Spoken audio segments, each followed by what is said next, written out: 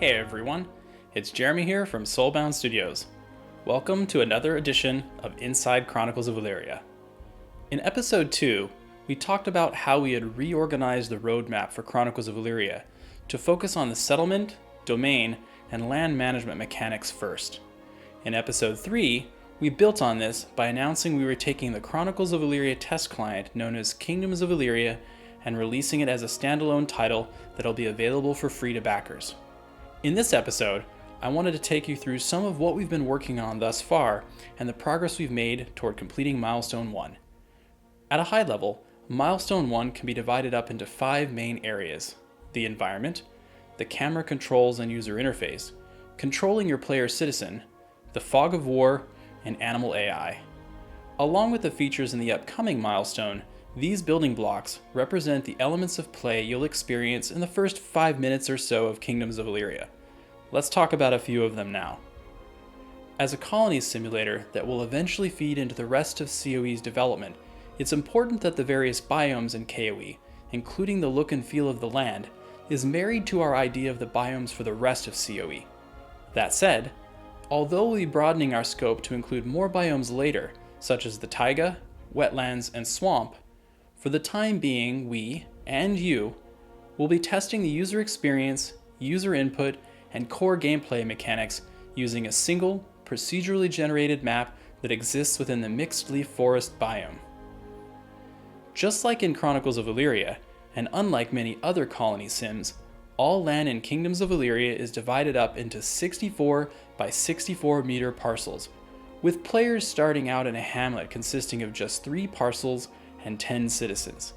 You can toggle between showing all parcels in the settlement, those owned by your player citizen, or if you don't like the look of it, you can hide the parcel boundaries altogether. Another element of the environment we've been working on in Milestone 1 is time.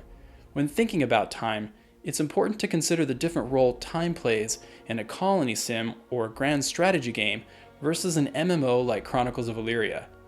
In CoE, a typical day-night cycle takes place over a few hours, with a single year lasting an entire real-life week. Although that's great for a game that mixes settlement and domain management with crafting and adventuring, such a duration would be detrimental to a game like Kingdoms of Elyria, where the primary goal is expanding your dominion and experiencing your dynasty over multiple generations. To account for the higher level of abstraction, we made the decision to have KOE run 4 times faster than Chronicles of Elyria, with the ability to increase that in the offline mode by 2x, 5x, 10x, or 20x.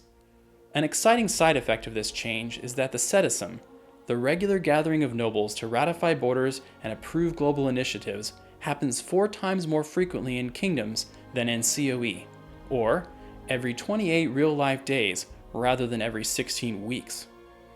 Another main difference between KoE and other colony sims comes directly from its role as an extension of Chronicles of Elyria, a game where the citizens of your settlement are largely other players. In Kingdoms, you have no direct control over most of your citizens, and instead, you must encourage them to do your bidding with verbal or written contracts. While our next milestone focuses on NPC interaction, AI, and contracts, this milestone has been mostly focused on the one citizen you do control: you. This player's citizen, or PC for short, is your direct connection to the world, and in the early game, you'll have to do a lot of the manual labor yourself, including gathering resources from the nearby area, such as berries, stone, and wood. Something we're also keen to aim for is to have multiple objects in the game world providing more than one resource, depending on how you interact with it and the tools you have available to you. As one example, an apple tree could potentially provide you with fruit for many in-game years, or you could harvest it early in its life cycle for wood and twigs. Making those decisions and balancing your resource gathering can have long-lasting effects on your settlement, even months into the future. We'll be talking more about this side of the game in a blog post soon. I'm sure most of you are familiar with the concept of fog of war, especially if you've experienced real-time strategy or 4X games. But for those who aren't familiar, it's basically a way of restricting your view of a location and key information unless you have a presence there. Kingdoms of Elyria makes heavy use of this. In KoE, your vision is limited to your settlement and the surrounding area, as well as wherever your player's citizen is. Of course, You can grow this radius with better lookouts and taller buildings, but this only helps just over half the time. One exciting thing we've done in KOE is to represent the dangers associated with nighttime by decreasing the visibility around your settlement after dark. You can mitigate this a bit with better lighting, but nothing makes your heart beat faster quite like seeing your world shrink as the sun goes down.